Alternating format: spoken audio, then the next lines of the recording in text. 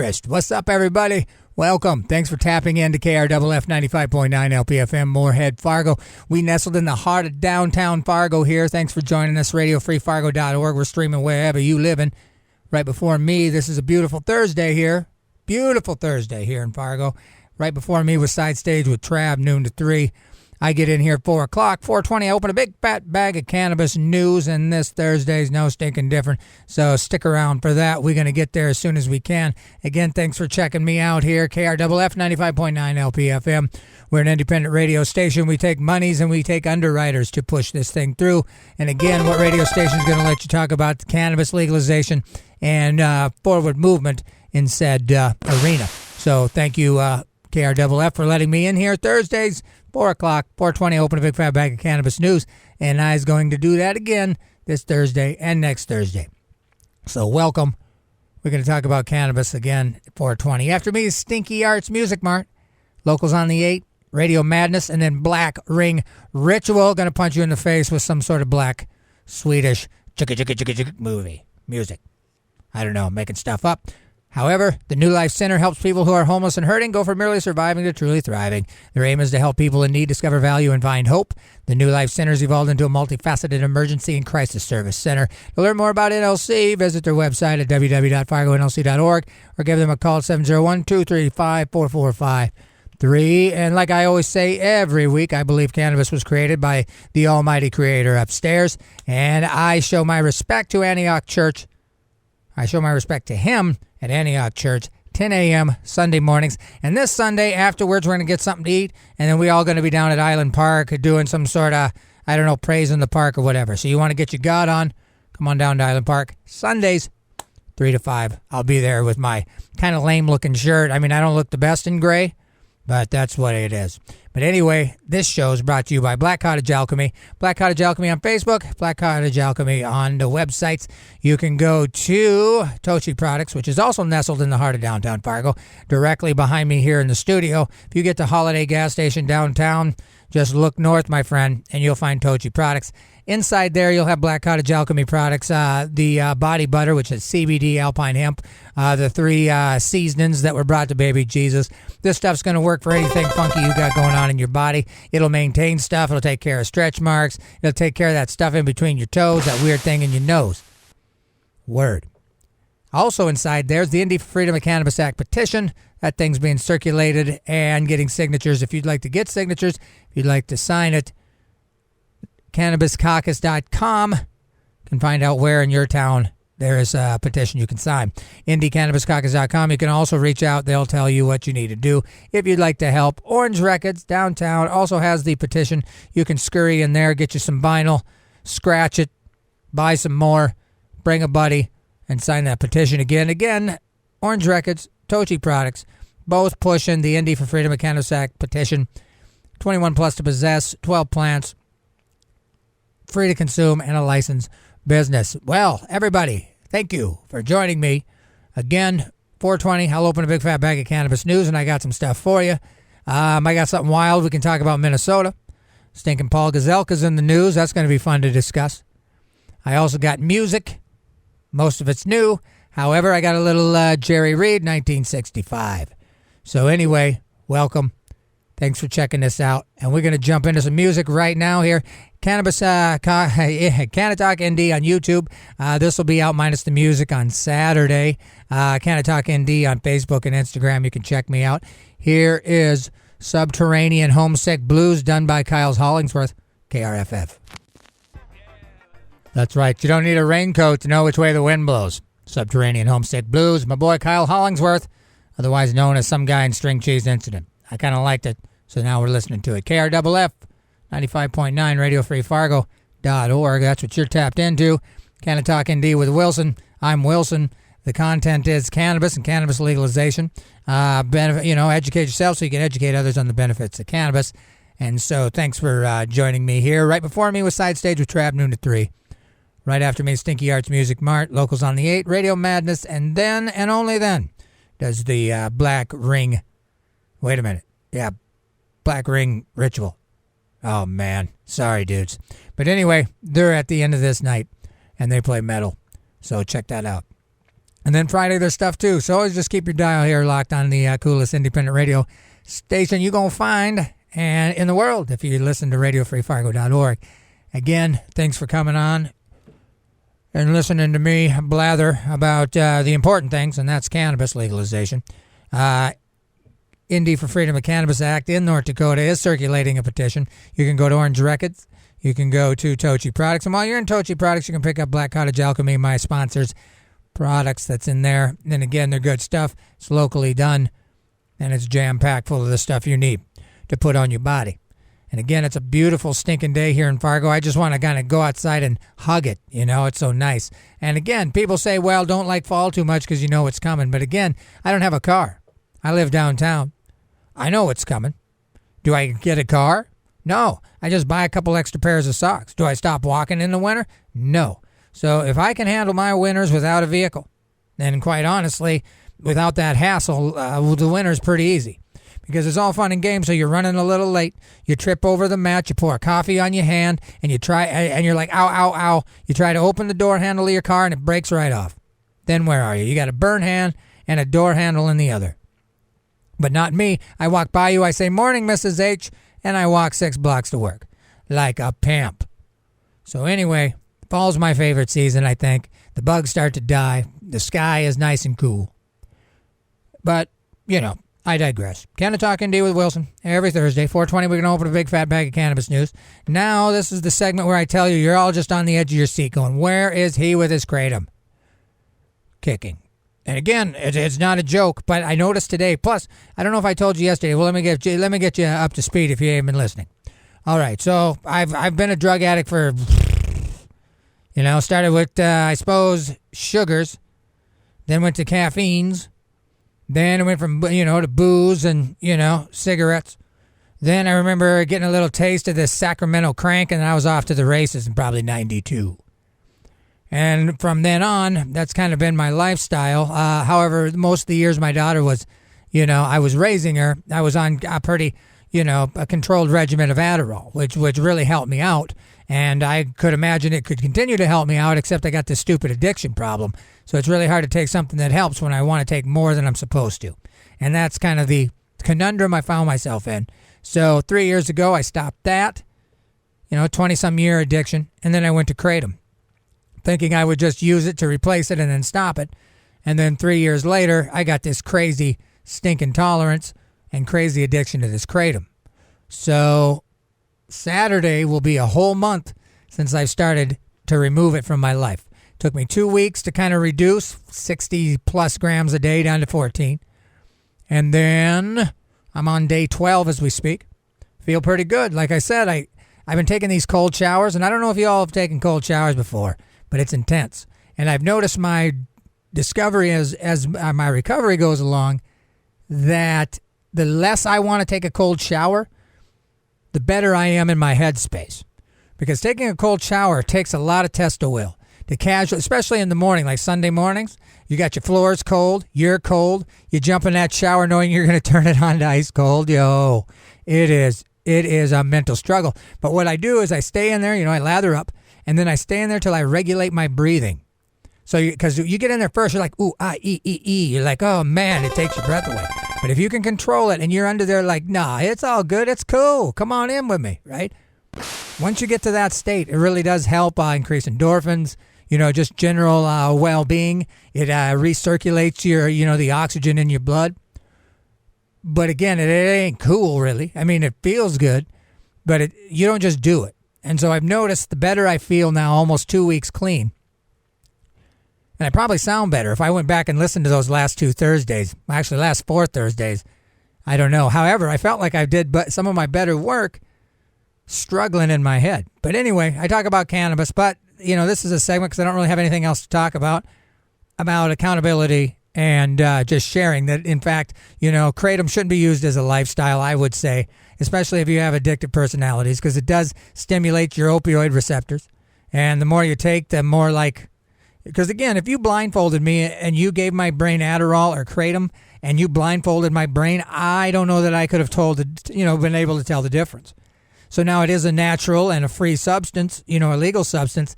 But if your brain can't tell, well, then you must be working those same things that made you want to not whatever. So I want to get back into the music. Here's Guitar Man, Jerry Reed, KRFF. We'll be back.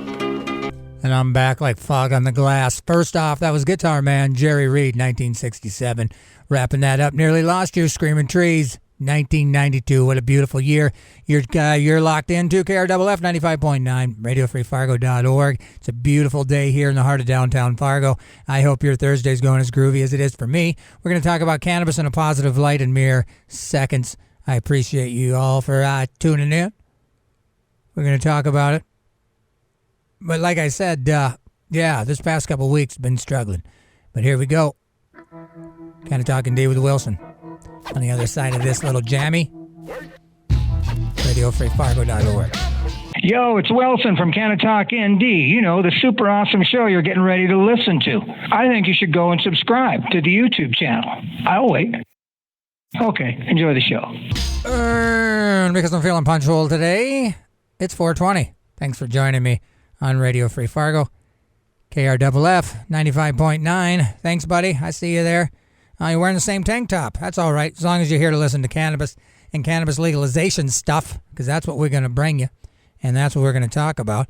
We're going to get this started off on a bang, but first I think I need to say that Indy for Freedom of Cannabis Act in the state of North Dakota, if that's where you're listening from, you need to go to wherever you are in the state, IndyCannabisCaucus.com. Find out where there's a spot in your town, go and sign, bring your cousin, bring your uncle, whatever.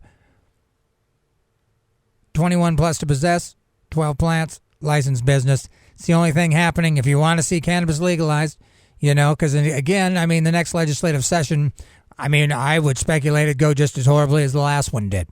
South Dakota, still waiting on the 3 of the 5 judges to decide if the recreational measure that the people voted on, 54%, has violated the single subject rule.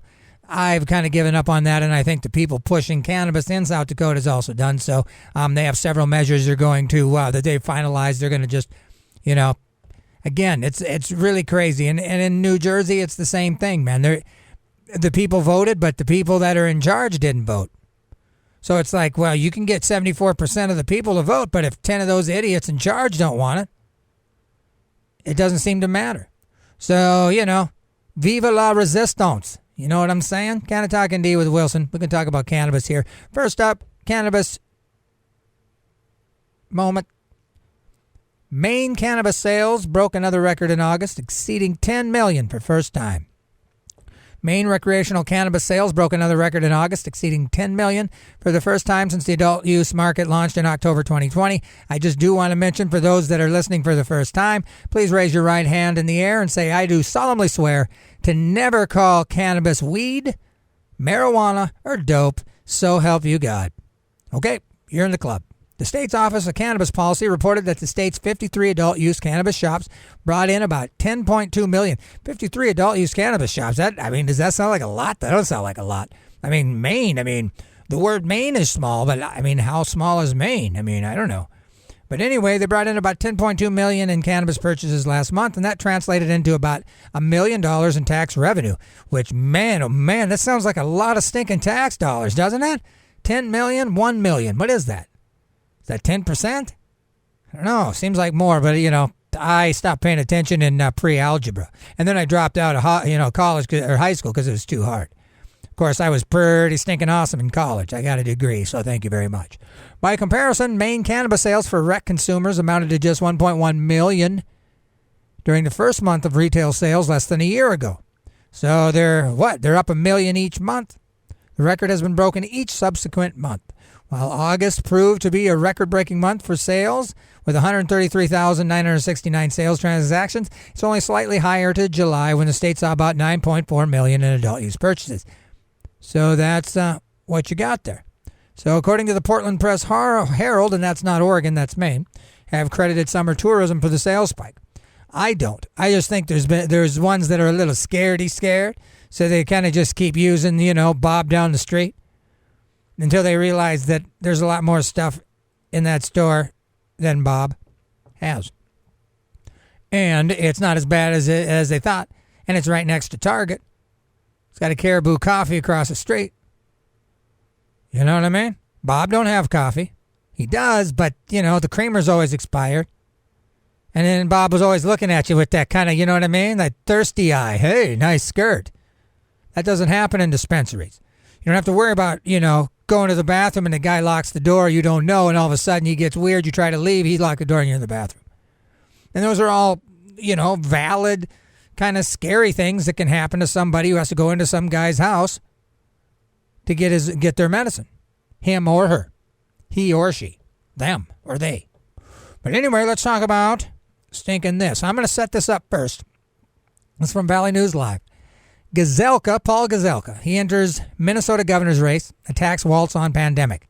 Now, if you know who Gazelka is, Paul Gazelka, he was the Senate majority leader in Minnesota. Okay, so last legislative session, majority leader in the House, Winkler, he submitted a super, super awesome cannabis legalization measure. It took account for, social equities, racial disparity, small business, you could grow. It's a beautiful measure. All right. SF 600, I think it's called. And it made it through the House. The House passed it. And normal, true to form, it should have went to the Senate and it would be voted on. But guess what? I don't know, maybe calling him a prick is too harsh.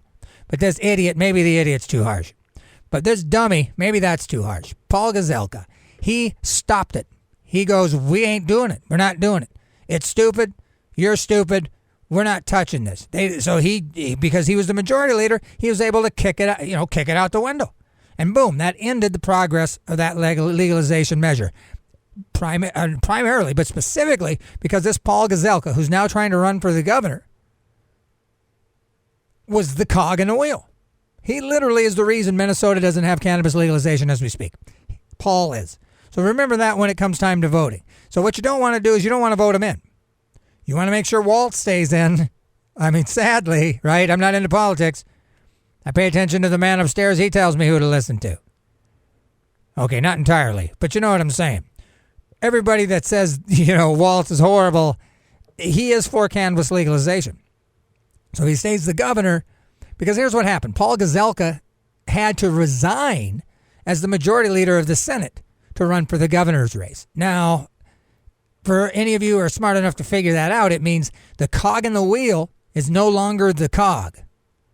And he could be nothing. If he doesn't win, he's nothing. But he certainly won't be able to stop cannabis legalization in the state of Minnesota in the Senate because that was where he really choked this measure out. He is the reason. Now, again, if he gets voted as a governor and then the Senate passes it, he'll say no. So he really doesn't need to be voted in. He needs to be celebrated for stepping down as the Senate majority leader because now legalization can move forward. Granted, he doesn't become the governor.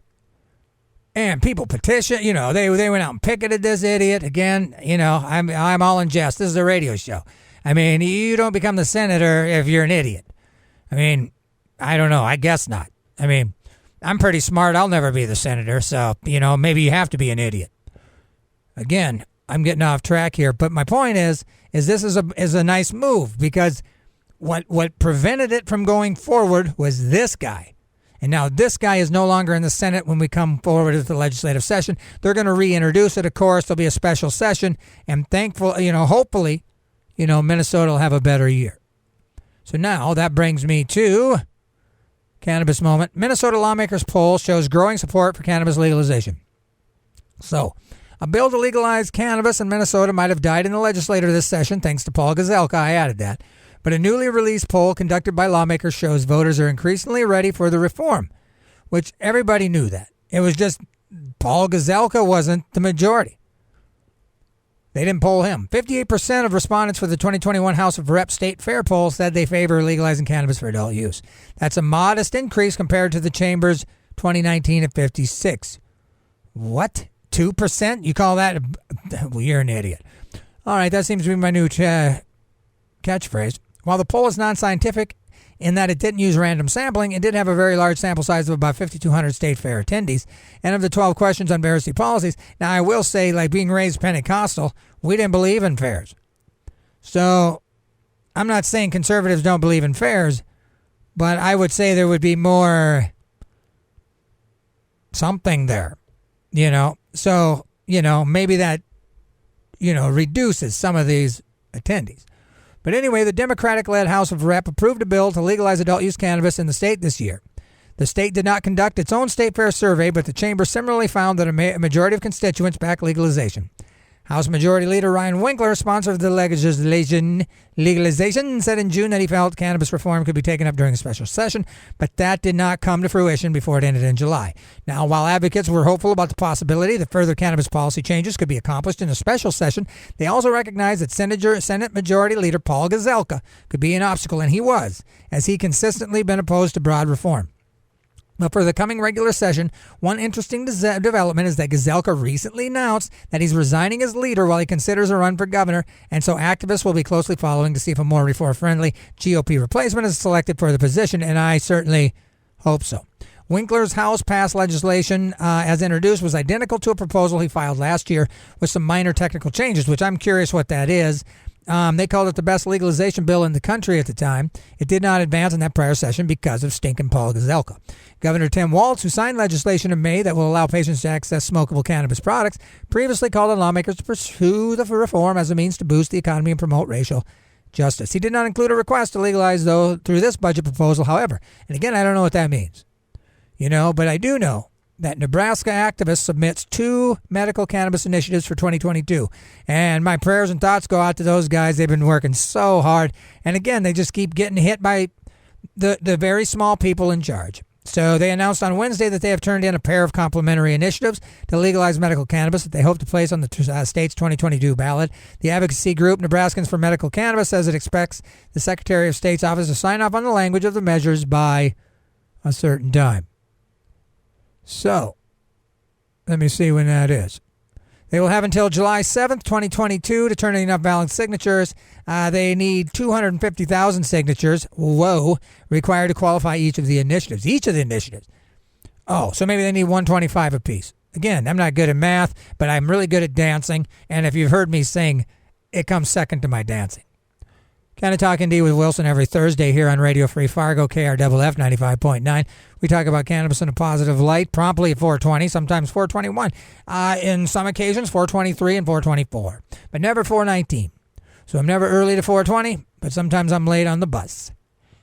Welcome. Beautiful day here in Fargo. We're talking about cannabis legalization, and I'm going to keep doing it. So we just talked about Nebraska and Minnesota. Now, you guys probably check out Valley News Live. And there's something pretty wild about this lady, Miss Brewington. She was arrested at the sheriff's office, closed out a month-long investigation. It's kind of funny that Valley News Live has posted this because she's giving she's giving the double birdie.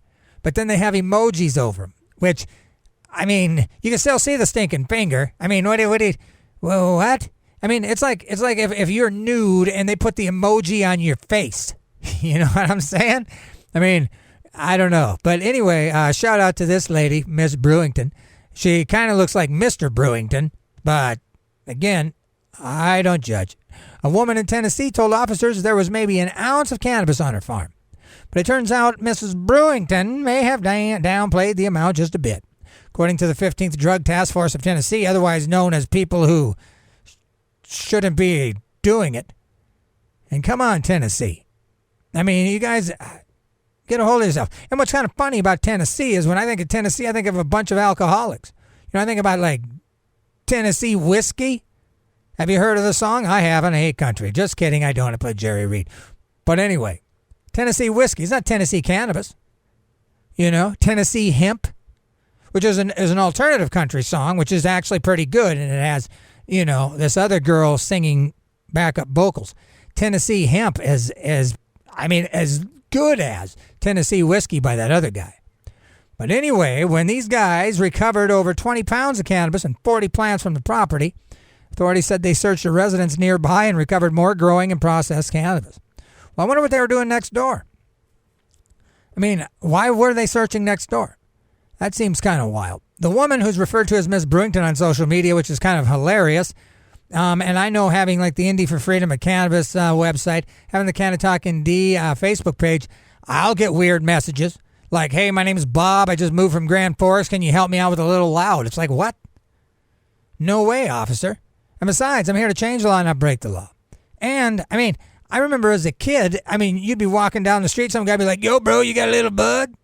I mean, what do I look like to you? The free bud guy to the random dude? Who says, yeah, sure. Meet me in my apartment, stranger.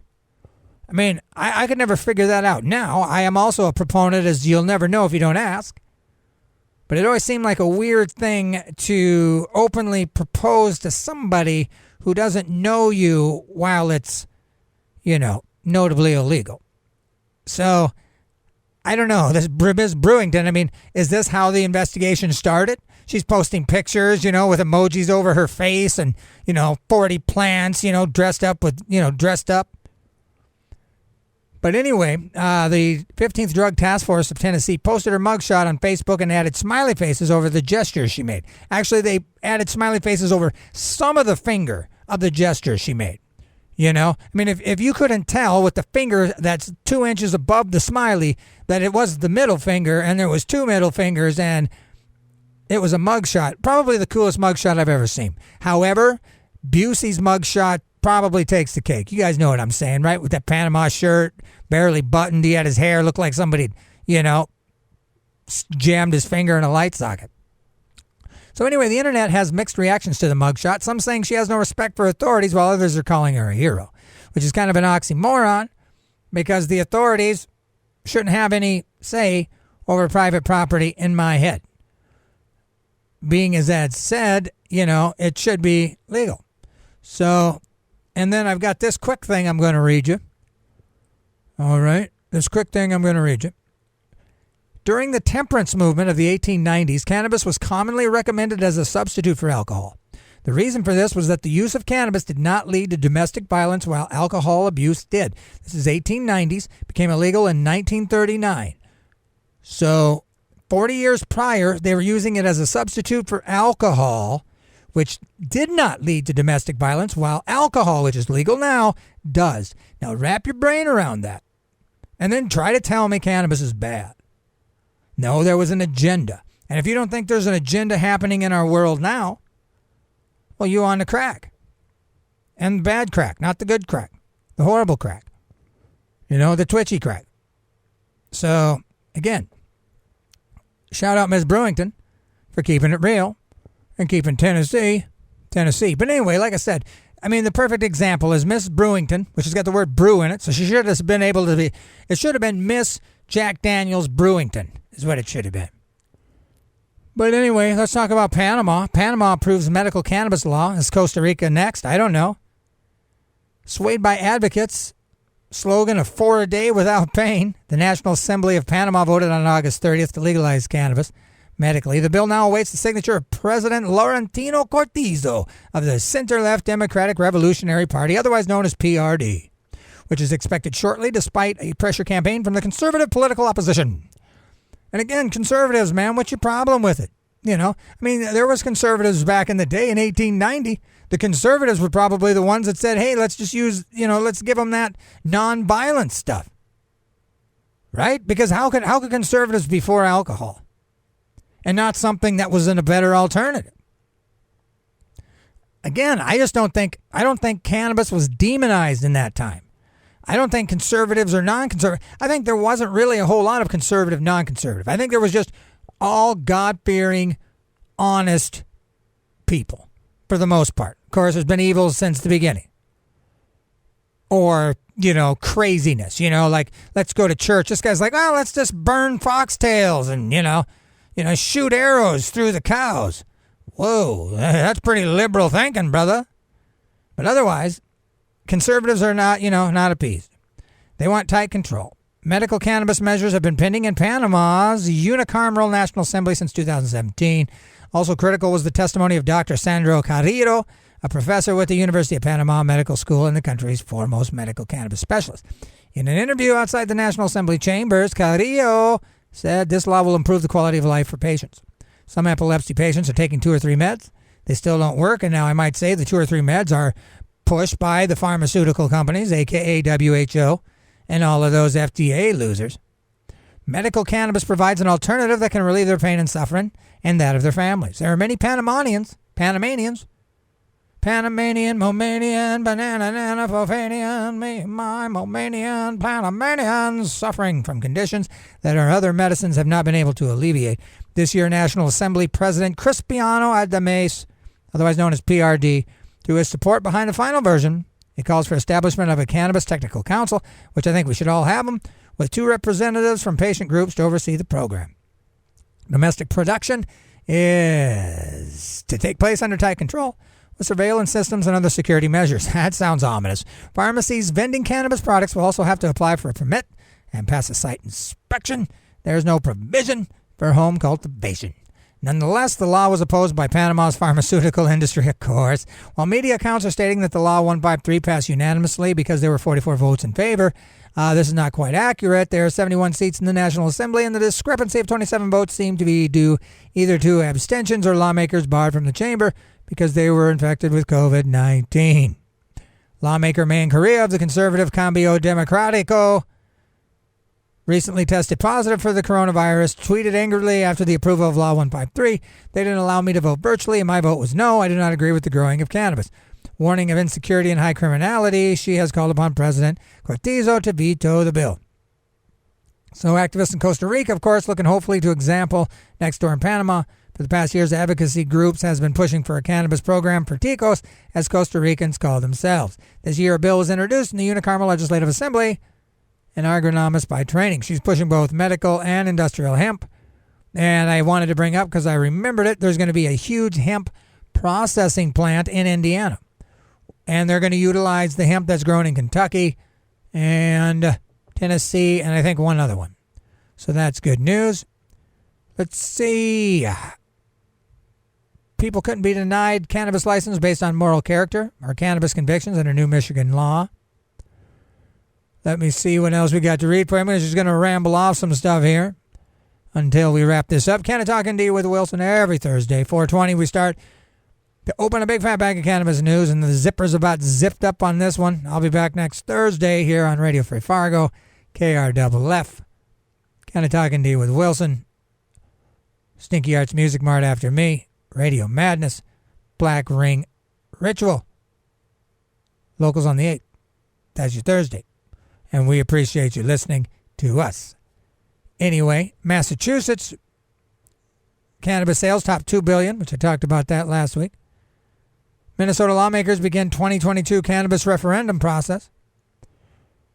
Again, South Dakota, I don't know, it's a sad state of affairs there. Minnesota, though, they got some momentum again. Paul Gazelka was the reason that SF 600, the best legalization bill that I've ever seen, most people agree. So that's really awesome news that he is stepping down. But it's kind of bad because he's running for governor. Because if he takes Tim Walz's job, and it's hard to say, is Minnesota blue or red? I don't know. Because Walz, I don't know, has he wore out his welcome? I don't know. I would argue maybe not. So hopefully he would stay governor strategically, or maybe a libertarian would get in there who obviously would sign it, I believe.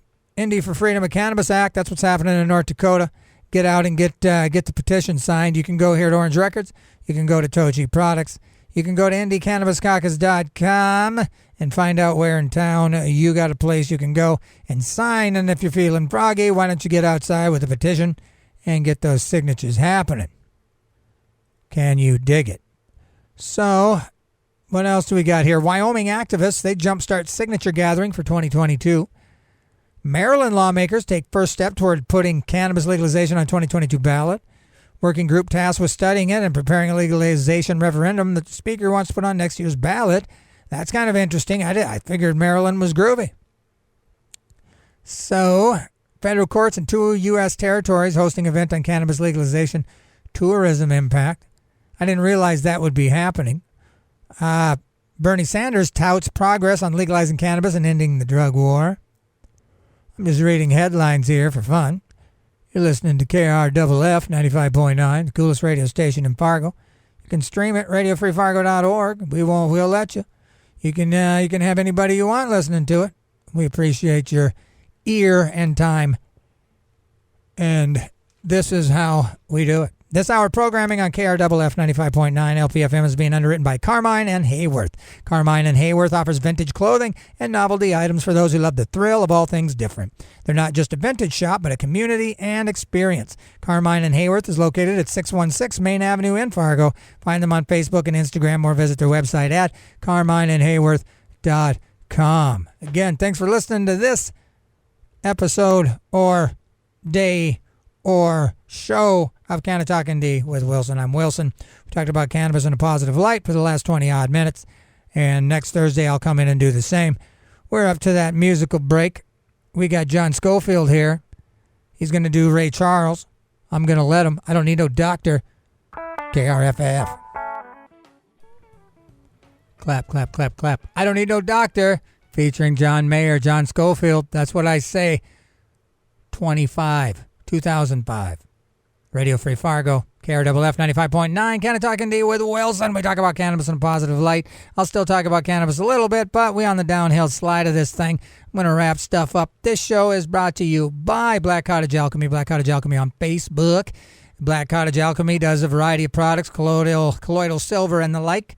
Most notably, the body butter has alpine hemp, CBD, a bunch of herbs. Stuff is great on your body. Everybody should keep it in their medicine cabinet or in the glove box.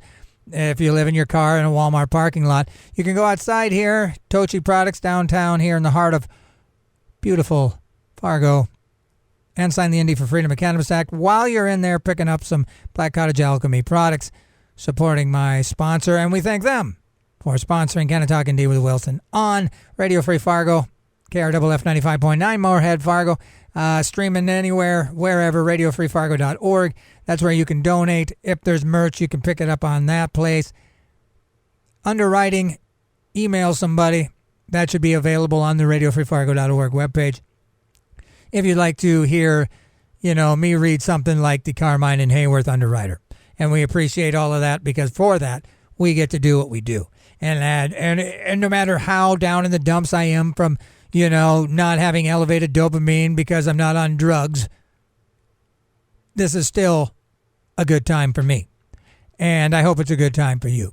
But educate yourself so you can educate others on the benefits of cannabis. I'll be back next Thursday. Up next is Stinky Arts Music Mart, I think. However, I've said it the last 2 weeks, and that didn't happen. So if it isn't the case, then it ain't the case. But usually, Stinky Arts Music Mart directly after me. Right before me is Side Stage with Trav, noon to 3. He always does a bang-up job, and I appreciate being after him. I mean, it's pretty, it's a little stressful because he does such a good job, but I don't really care what people think about me per se. So, I mean, the older I get, the less intimidated I can be, which I think is a benefit because I used to have to do drugs to lose my, my intimidation. And now I just don't care. Maybe I'm bored with the world. Maybe I'm just a little bit taller. Maybe if I had $1, you know what I'd do. But anyway, I'll be back next Thursday. I'm going to, jump out of here. But again, every Thursday I come in right after Side Stage with Trav. Talk about cannabis in a positive light. I covered Minnesota. Looks like the guy that kept the legalization in Minnesota from happening last session has now given up his position. So he's no longer in that power play to keep cannabis legalization from happening in Minnesota. South Dakota still at a stall. Who knows? The medical cannabis that had been pushed, IM26, that's getting some weird work up by the legislators. They don't want home grow. They don't want it anywhere near town. You can get a liquor store anywhere near a Subway, near a church, but not a medicine. Not something that will help you and make you better. We're going to put you out in the industrial park with no parking, which I can never understand. And it's got to be a mentality. And that's why I'm telling you that propaganda can really be damaging when you constantly repeat this narrative. And then after a while, 1939 turns into 2021, and we're still calling it like devil's lettuce, marijuana, weed, and dope, and pot. And it's not. It's cannabis sativa. It was around for I would say way before major sinning was happening, where they attribute it to the evil sinners or a race. It was used by everybody. I think it went across the board. I would even argue that, say, maybe a minister might, put a little cannabis oil on his finger to anoint you. Because maybe olive oil wasn't as prevalent. You know what I'm saying? So I'm going to jump out of here. You were listening to Canna-Talk ND with Wilson. I'm Wilson. You've been listening to it on KRFF 95.9 LPFM here in the beautiful double towns of Moorhead, Fargo, Moorhead, however you wish to call it, FM area. And I appreciate you listening. I hope you'll come on back next Thursday. Until then, keep your dial locked on 95.9. Enjoy this beautiful day, because who knows how many more we'll get. Word on the streets, the western part of North Dakota is going to be 92 on Saturday. Yikes. Anyway, it's cool as a cucumber here in Fargo. I love Fargo. Fargo loves me, I heard. And I love you guys. Come on back next Thursday. We'll talk about cannabis in a positive light. Educate yourself so you can educate others on the benefits of cannabis. And keep in mind that me and my church people are going to be at Island Park, praising the park, Sundays, 3 to 5. Find us in the gray shirts that make me look pale. Whatever. You want to talk about God or whatever you want to talk about. Maybe you want to talk about Kratom. I'll be down in the park, Island Park, Sunday, 3 to 5. Till then, I'm going to keep pushing cannabis because I believe it was created for our benefit. And until, I hear something different, that's what I'm going to do. Here's David Allen, Judgment Day. Peace.